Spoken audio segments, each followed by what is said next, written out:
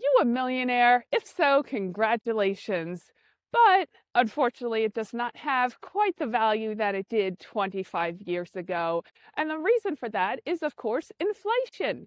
But what are we going to do about it? And how do we actually know what inflation is happening within our economy? Some of the answer to that is watching the M2 money supply. And today we're going to talk about what that is and why you should care. Guys, this is Naomi Brown with Capstone Commercial, and the M2 money supply basically means it's the amount of money available within our economy that's able to be spent easily. So that's money in checking accounts, savings accounts, and CDs, basically the money sitting in banks, easily able to be accessed and spent on a short notice. So over the past 25 years here in the United States, we have seen the M2 money supply increase almost 5 times from what it was in the year 2000.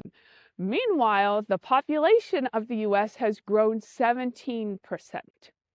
So even though you might look at inflation numbers and say, well, inflation has averaged, like 3% over the course of that entire term, but the numbers, when you look at something like the money supply, would say something very different.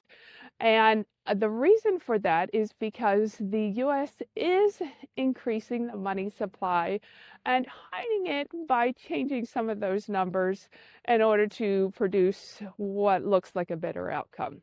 So they do this by the Fed lowering interest rates and also increasing the money by buying assets, or simply, which is kind of akin to saying it's printing money. It's buying things without having any other money to purchase it with. They're basically creating that money and buying assets onto their balance sheet to increase liquidity in the market.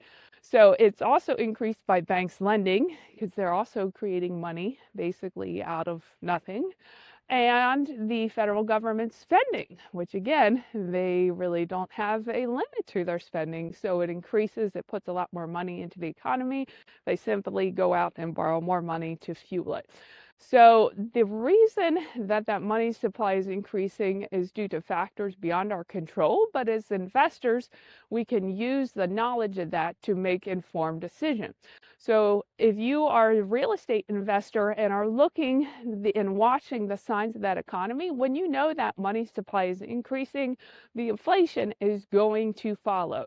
So you may say, hey, I recognize that the money supply is going up. Recently, the Fed has started quantitative easing, although they're not calling it that, here very quietly in December of 2025. So as we look into 2026, we know most likely there's going to be more inflation coming as a result of that. So you may say, hey, it could be a great time to sell a property because there's going to be, the inflation is going to be pushing up the value of that asset. And on the flip side, when you are seeing that, credits is really tightening and the Fed is raising interest rates, those are all times to really keep your eyes out as a buyer to look for great deals, because there's still going to be sellers who need to sell, and that's the time to profit as a buyer in those types of environments. So remember, you sell high when the inflation is going higher, and buy low when inflation is decreasing and liquidity is going out of the market, in order to get the best deals as a real estate investor. So keep your eye on the money supply and how much it is increasing. You can easily find stats for that on the actual Fed's website as they track and publicly publish that supply, those supply metrics, so that you as an investor can make those informed decisions. So I hope this video brought you some value. If so, please like, comment, and share. And if you're looking for real estate investments within the Northeast US, please reach out to us. We're happy to help.